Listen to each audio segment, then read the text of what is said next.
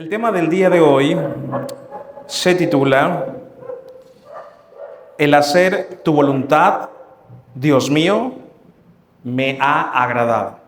Es un poco largo el título, te lo vuelvo a repetir. El hacer tu voluntad, Dios mío, me ha agradado. ¿Ok?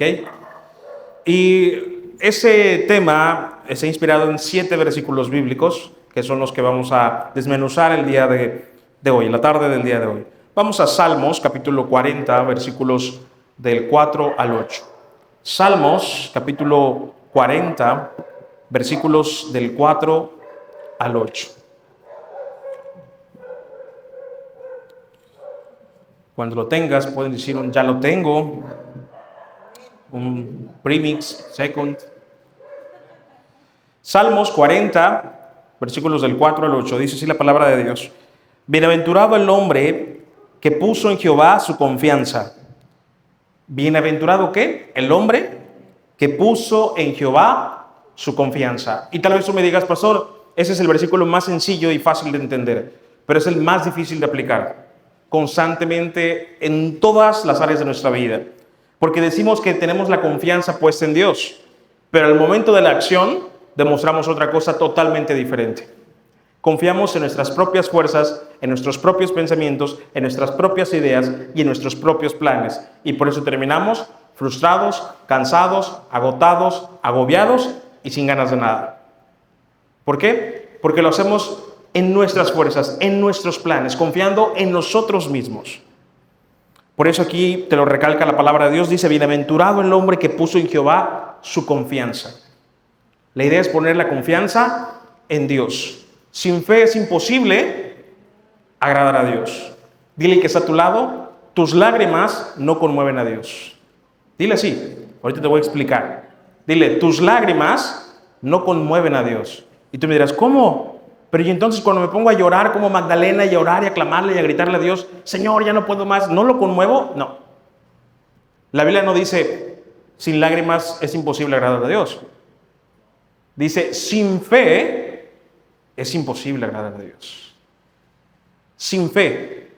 Hay que tener fe en Dios para poder agradarle. Ahora, nosotros en sí no le agradamos, ¿ok? Porque la fe tampoco proviene de nosotros. ¿Cómo?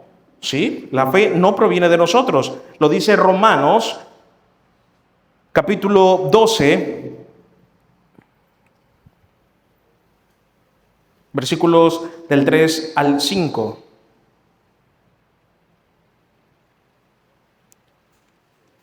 Romanos 12, del 3 al 5. Y en una parte dice, conforme a la medida de fe que Dios repartió a cada uno. ¿Quién repartió las medidas de fe? Dios. No es nuestra fe ni siquiera. Es Dios poniendo fe en nosotros para que nosotros con esa fe nos presentemos ante Él y se la depositemos. Y entonces podemos decir que tenemos confianza en Dios. Y entonces la ansiedad empieza a bajar. Los problemas no. Acuérdate de eso. Los problemas ahí van a estar. ¿Hasta cuándo van a terminar los problemas?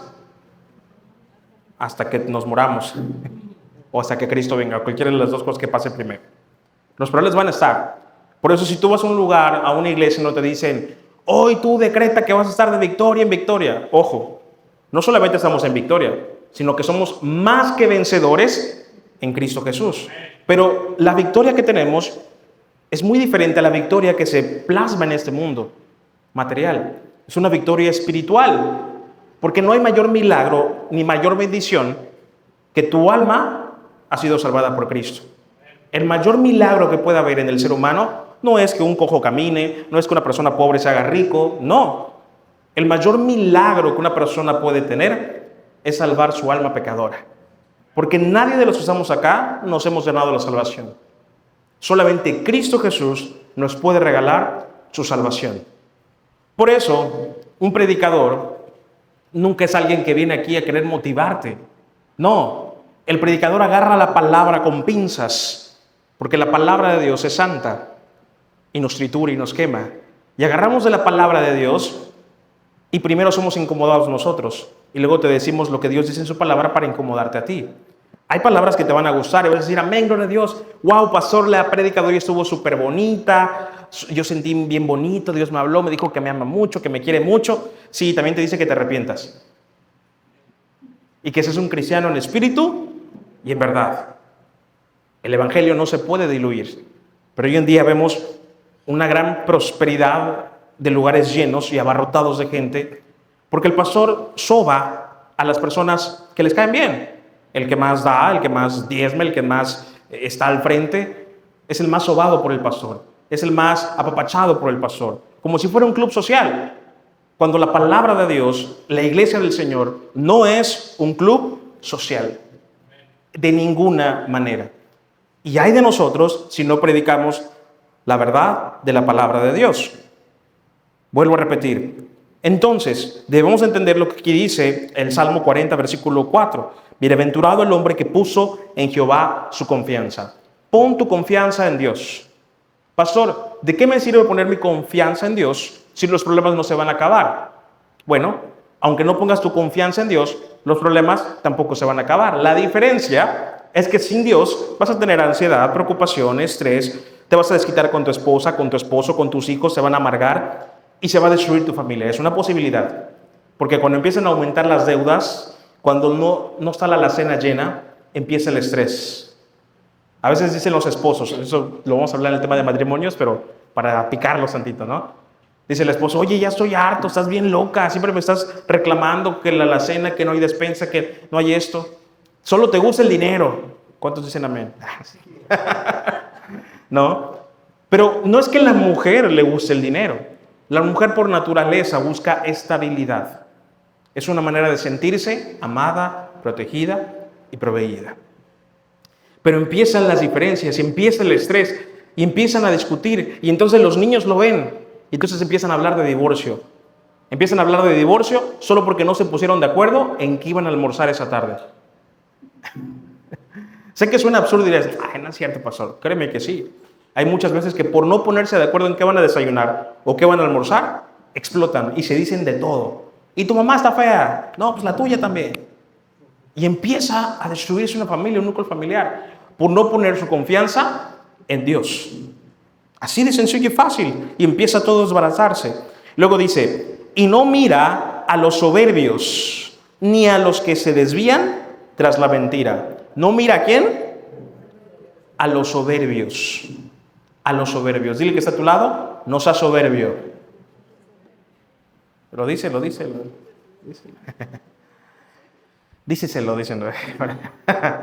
Ok.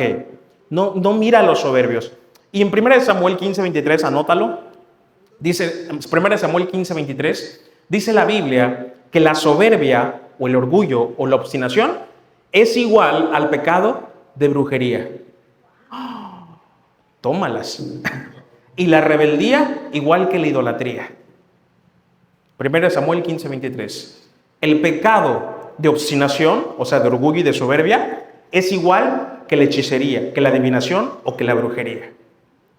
Por eso es muy importante que no tengas una actitud de soberbia, porque Dios rechaza, y dice la palabra de Dios, que también resiste a los soberbios. Los resiste. ¿Qué es resistir? No te me acerques. Eres muy soberbio para mí. Y para Dios, la soberbia es igual que la brujería. Y tenemos que tener mucho cuidado con eso. ¿Qué significa soberbia? Decirle a Dios, no te necesito. Y a veces no tenemos que responderle así. A veces con nuestras decisiones y nuestros planes humanos que están por encima o ponemos por encima de los de Dios, automáticamente nos comportamos de una manera soberbia. Y le decimos indirectamente a Dios, no te necesito. Y no solamente eres soberbio en pecado de brujería, sino que al mismo tiempo estás siendo idólatra. Porque te estás poniendo por encima de Dios. Cuando debe ser siempre al revés. Señor, acepto tu voluntad, aunque a mí no me convenga. Eso significa, heme aquí. Vamos a seguir leyendo. Dice, has aumentado, oh Jehová Dios mío, tus maravillas y tus pensamientos para con nosotros. No es posible contarlos ante ti. Si yo anunciare y hablare de ellos, no pueden ser enumerados. Sacrificio y ofrenda no te agrada. Has abierto mis oídos. Holocausto y expiación no has demandado. Entonces dije, he aquí vengo, en el rollo del libro está escrito de mí.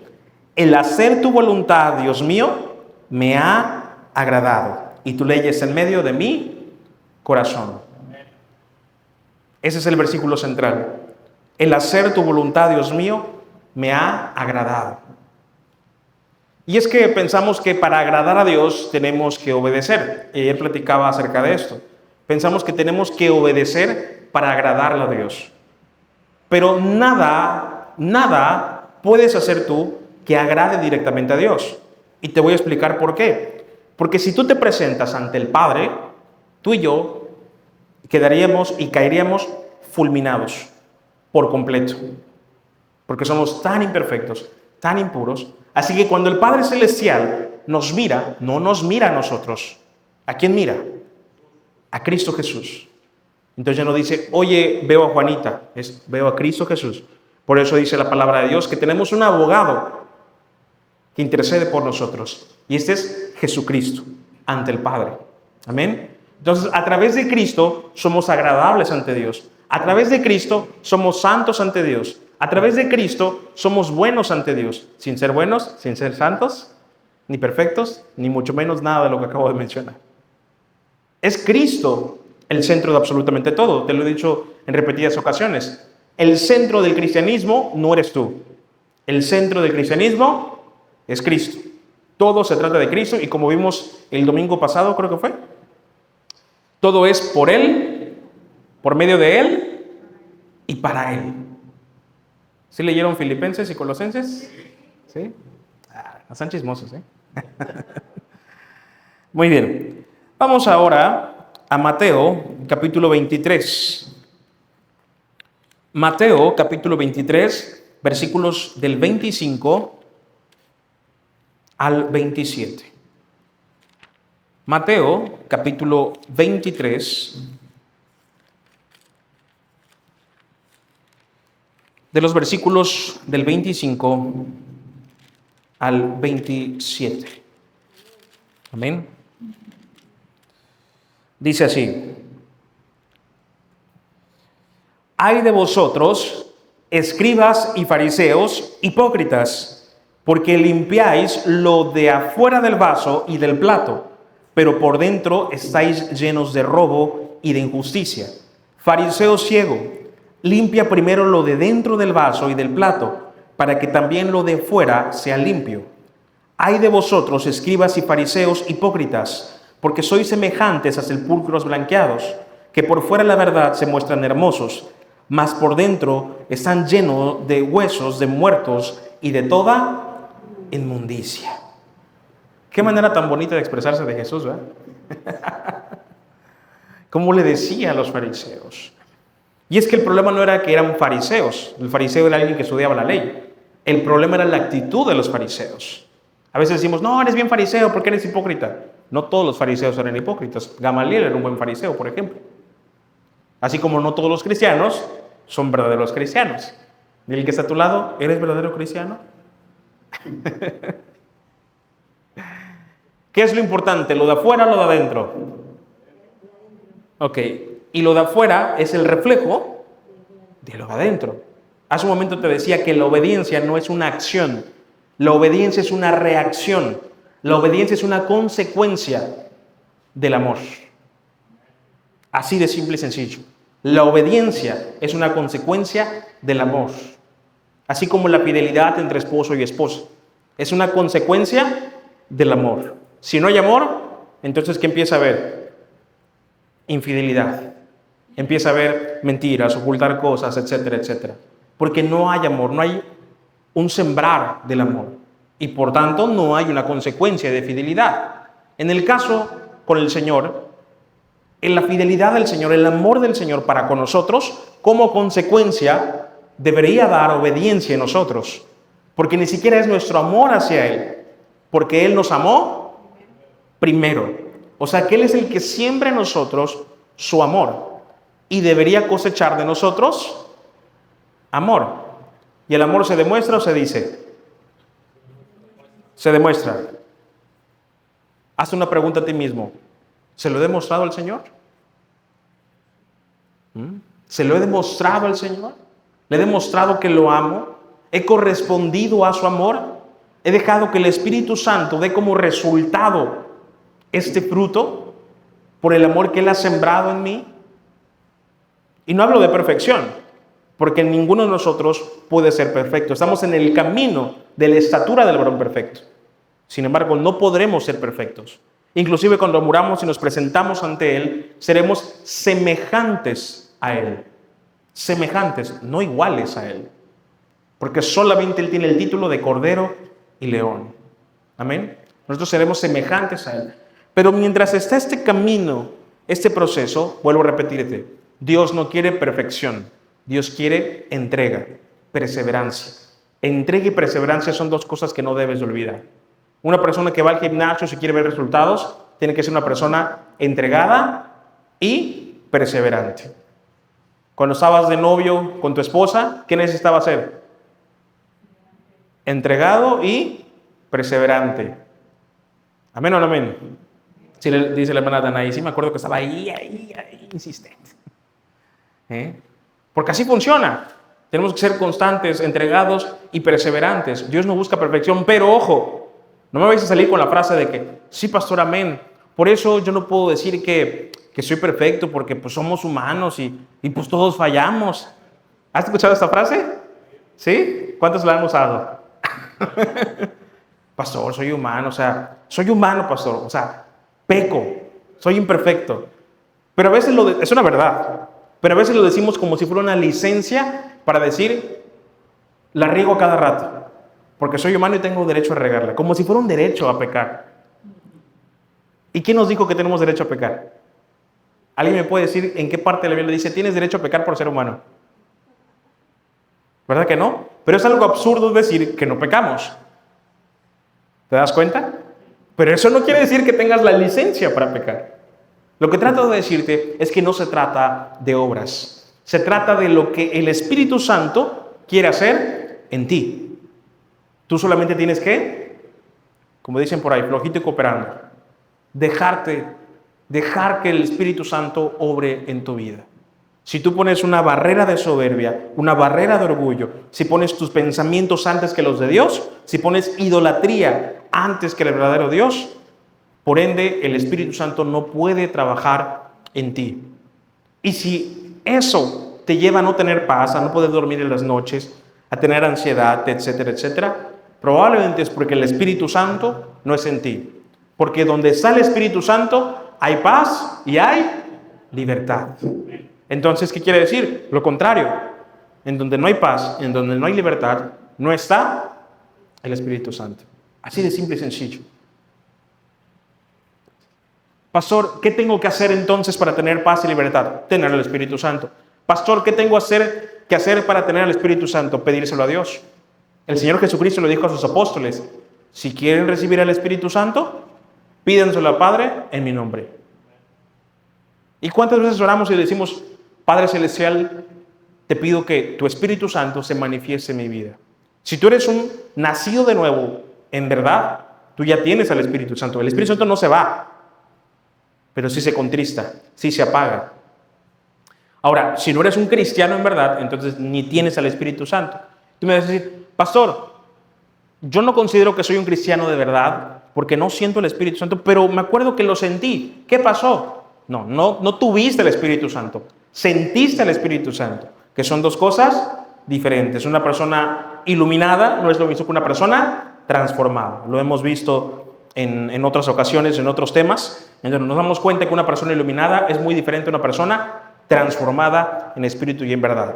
Y Jesucristo se dirigía a estas personas, a personas que no tenían puesta su confianza en Dios, a personas que no tenían ese deseo de querer agradarse con la voluntad de Dios, sino que se agradaban con sus propias obras.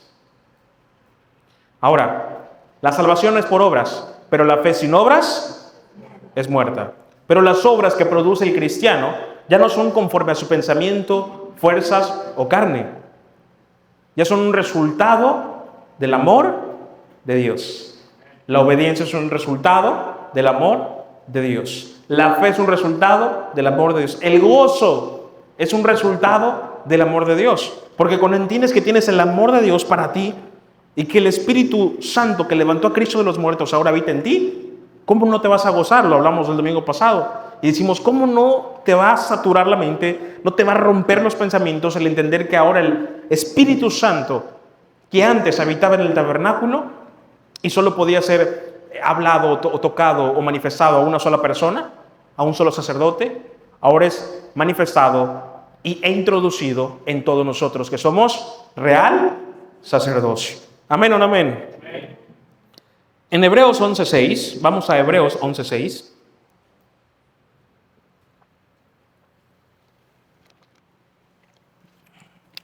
Hebreos 11:6. Dice así la palabra de Dios.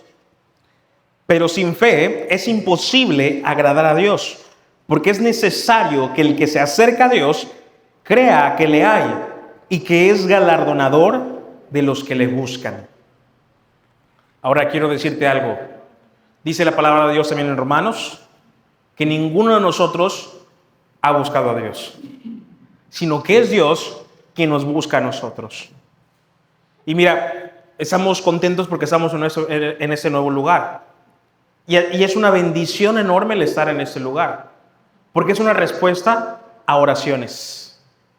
Es una respuesta a las oraciones, no de uno, sino de muchos de los que estamos acá. Y decimos, Dios, ¿qué vamos a hacer? ¿Qué vamos a hacer?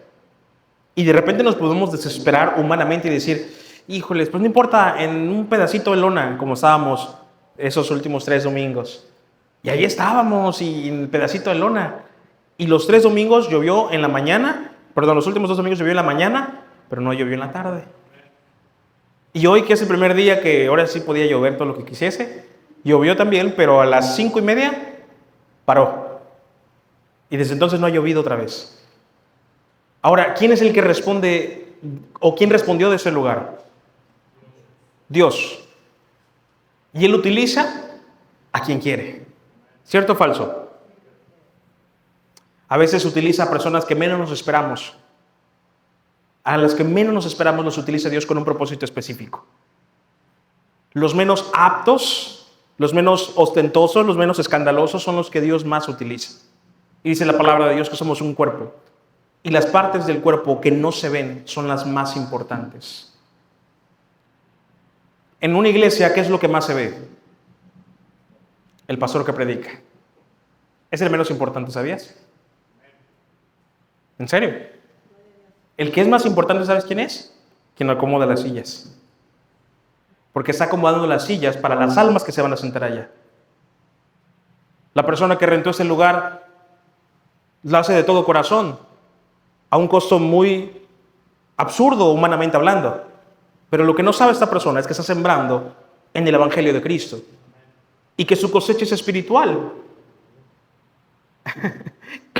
Y no se da cuenta que esta persona está siendo de bendición para las almas que van a sentarse aquí y van a escuchar de la palabra de Dios. Y decirle, hermano Fernando, en la otra ocasión, pastor, perdona el atrevimiento.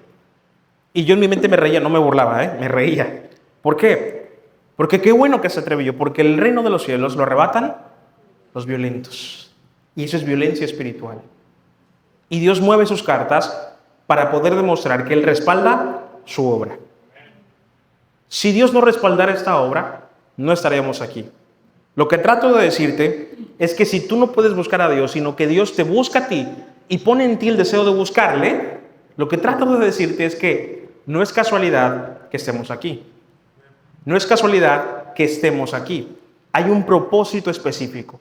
Ya sea que alguien te invitó, ya sea que lo escuchaste en la radio, ya sea que lo viste en Facebook, ya sea, no importa el motivo, el medio, el propósito, el objetivo.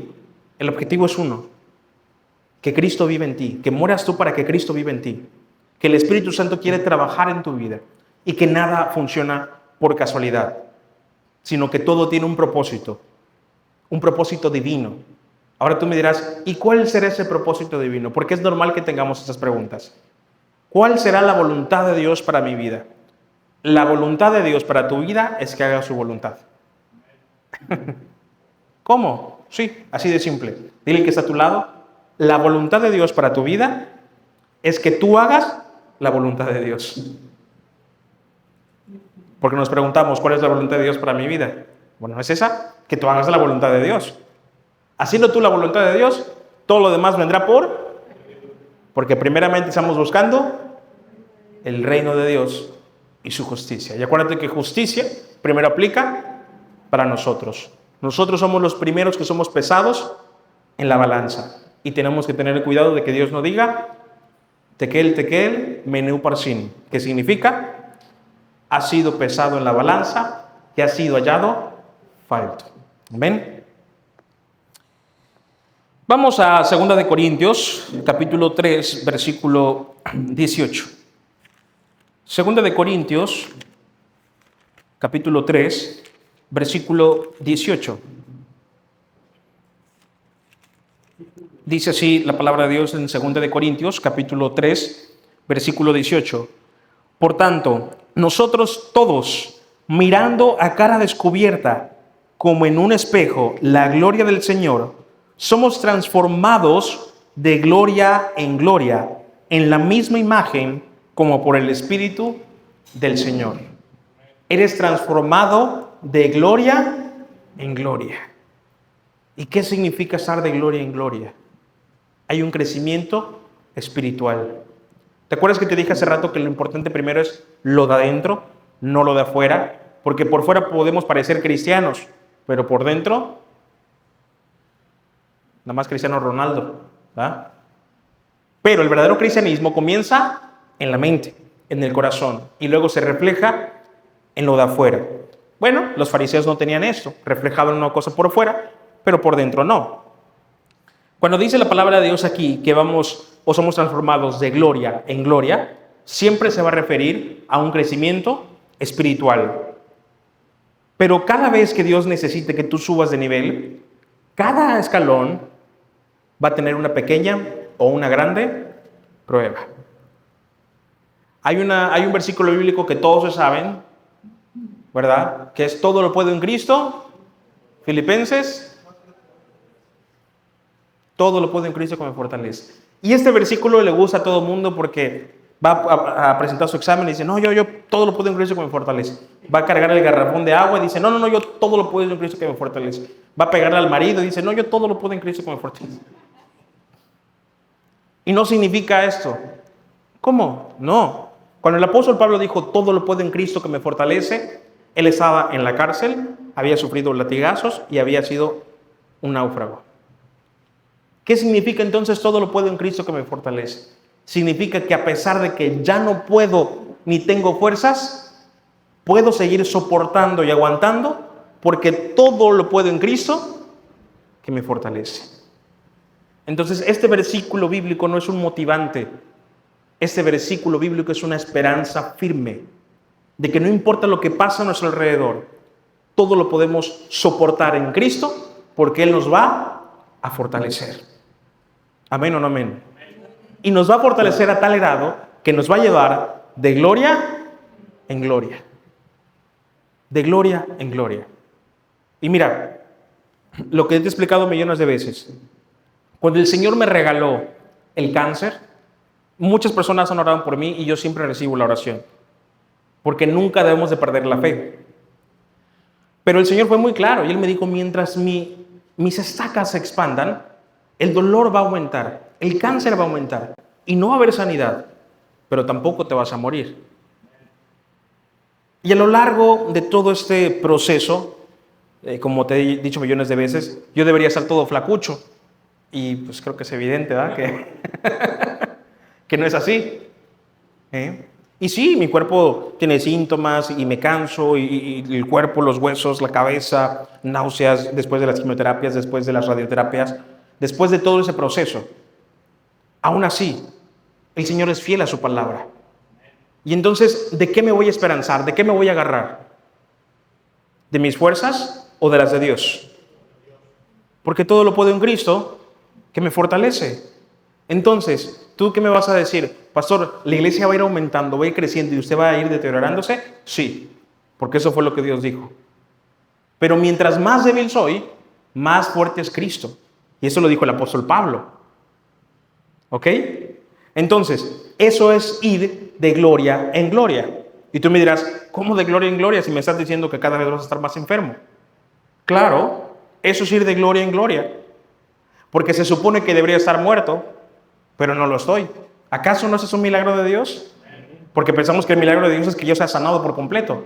Te vuelvo a repetir, el mayor milagro de todos es que un alma pecadora ha sido salvada por la gracia del Señor Jesucristo. Ese es el mayor milagro de todos. No es tener un carro nuevo, no es tener una casa nueva, no es tener mucho dinero. Y luego de todo eso, a ver, Dios nos ha peleado con la riqueza. De hecho, el apóstol Pablo dijo, yo quiero que seas prosperado en todas las cosas, así como prospera tu alma. Pero el amor al dinero es el principio de todo mal. Lamentablemente se necesita para muchas cosas. Pero por encima del dinero hay alguien que es el dueño del oro y de la plata. Y es Cristo Jesús, a quien nosotros le servimos. Entonces, si su obra es de Él la va a respaldar. Aunque haya momentos en los cuales nuestra fe decaiga. Porque imagínate, los apóstoles convivían con Jesucristo. ¿Y qué les decía Jesucristo? Hombres de poca. ¿Cómo le van a decir? ¿Cómo no van a creer en Dios o en Jesús? Si vieron que multiplicó los panes y los peces, que caminó sobre el mar, que resucitó a Lázaro. Y todavía eran hombres de poca fe. Ahora imagínate nosotros. Constantemente nuestra fe decae. Pero pensamos que la fe es como gotitas de magia. Decimos, yo voy a tener fe de que mi esposa va a cambiar, de que mi esposo va a cambiar, de que mis hijos van a mejorar. Y estamos orando con fe. Eso no está mal. Pero luego, cuando no vemos la reacción como nosotros quisiéramos que esté, ¿qué decimos? ¿Qué estoy haciendo mal? ¿Será que no estoy orando lo suficiente? ¿Será que no tengo suficiente fe? Como si la fe fuera una porción mágica para cambiar o manipular a las personas. Y no es así. La fe no aplica como una manera en la que Dios va a obligar a alguien a hacer algo. No. La fe simplemente te sirve a ti para tener paz en medio de la tormenta. Y entender que todo es conforme a la voluntad y tiempos de Dios. Si tus hijos no quieres que cuando crezcan se pierdan, instrúyelos en los caminos de Dios. La Biblia lo dice. Instruye al niño en sus caminos para que cuando fuese viejo no se aparte de él. Pero entonces, ¿qué decimos? No, ¿para qué? Y ya cuando crecen y están apartados, ¿qué decimos? ¿Por qué? O el esposo o la esposa. Tenemos que entender que la fe no es un poder mágico que hace que sucedan las cosas. Y tú me dirás, pero pastor, la Biblia dice que si tuviéramos fe como un granito de mostaza, le diríamos a este monte, muévete y se moverá. Bueno, entonces, ¿qué hacemos? ¿Será que ese versículo significa literalmente que podemos hacer todo lo que quisiéramos con fe? ¿Está enlazado a qué? A la voluntad de Dios. Todo lo que pidamos a Dios conforme a su voluntad será hecho. Entonces, ¿por qué a veces yo estoy pidiendo algo bueno y yo considero que es bueno, pero Dios no me lo da? ¿Dios acaso no quiere que me suceda esto bueno? Si no es su voluntad, por más que tú lo veas como algo bueno, no sucede. Porque nuestra perspectiva y nuestros caminos no son sus caminos. Sus planes no son nuestros planes. Nuestra mirada no es la manera en la que Él mira las cosas. Y lo dice la palabra de Dios. Sus caminos no son mis caminos. Mis tiempos no son sus tiempos. Para nosotros son 1000 años. ¿Para Dios cuánto es? Un día, imagínate nomás. ¿No? Y decía un chiste el otro día el hermano, ¿no? Acerca de eso. Imagínate Dios, que le pidas algo y que te diga, sí, en un día te lo doy. 1000 años. Imagínate nomás. Vamos a Zacarías, capítulo 4, versículo 10. Zacarías, capítulo 4, versículo 10. Tú me dirás, Zacarías, ¿dónde está Zacarías? Es que no les gusta Zacarías, nada más les gusta meterías. Chiste viejo. Zacarías está entre Génesis y Apocalipsis. Zacarías capítulo 4, versículo 10. Zacarías capítulo 4, versículo 10 dice así: porque los que menospreciaron el día de las pequeñeces se alegrarán y verán la plomada en la mano de Zorobabel. Estos 7 son los ojos de Jehová que recorren toda la tierra. Pero me voy a enfocar en la primera parte. Porque los que menospreciaron el día de las pequeñeces se alegrarán. Tú y yo hoy somos una pequeñez. ¿Cuántos dicen amén? Tú y yo hoy somos una pequeñez. Sí, así con nuestros cablecitos, con la bocinita, así como estamos, somos una pequeñez. Con nuestros anuncios con cartulina en la parte de afuera, somos una pequeñez. Con nuestras 20 personas, creo que ni 20 llegamos, somos una pequeñez. Pero aquí, ¿qué dice? Los que menospreciaron el día de las pequeñeces se alegrarán. ¿Por qué? Porque toda siembra tiene una cosecha. Y lo que tú y yo estamos haciendo apenas es la siembra. Y la cosecha y la gloria postrera siempre será mayor que la primera. Y esto aplica en tu vida personal. Lo que estás pasando, las lágrimas que has derramado, por más que no conmueven a Dios, pero tu fe sí, por más pequeña que sea. Y yo sé que en medio de esas lágrimas, de ese proceso, de ese dolor, de ese desánimo, hay fe. Dentro de las ganas de decir quiero renunciar a todo, hay fe. Dentro del cansancio extremo que tenemos a veces y que ya no podemos más porque hemos perdido la esperanza en el que alguien cambie o en el que algo cambie, hay fe. Por más diminuta que sea. Y el Señor lo dijo en su palabra. Aunque sea como un granito de mostaza. No importa el tamaño de la montaña, Dios puede mover todo. Pero tienes que empezar a abundar y a agradarte en la voluntad de Dios. Tienes que decir, Señor, me agrada saber que esa es tu voluntad. Me agrada saber que tú me has regalado esos dolores de cabeza. Me alegra que tú me hayas regalado la oportunidad de pasar este proceso. Ojo, hay procesos, por ejemplo, las deudas, que son por malas decisiones, otras que porque son ataques del diablo, otros porque son pruebas de Dios. Tú tienes que juzgarte a ti mismo y definir en cuál de las tres estás. Porque si es por tus propias consecuencias, ni modo que le digas, Dios, ¿por qué me metiste en este proceso? Y yo, pues yo te dije que te endeudaras con Sears o Liverpool, o con Electra, o no sé, Coppel, lo que sea. ¿Verdad? Pues no. Pero aún así, en esa pequeñez, aún así, en lo indiferente, aún así, en lo menos ostentoso, aún así, en lo más chiquitito, Dios siempre se manifiesta. Y Dios siempre va a elegir a personas a los que todo el mundo considera no aptas. Y tú y yo, en algún momento de nuestra vida, nos hemos sentido no aptos, nos hemos sentido indignos, nos hemos sentido sucios, nos hemos sentido hasta miserables.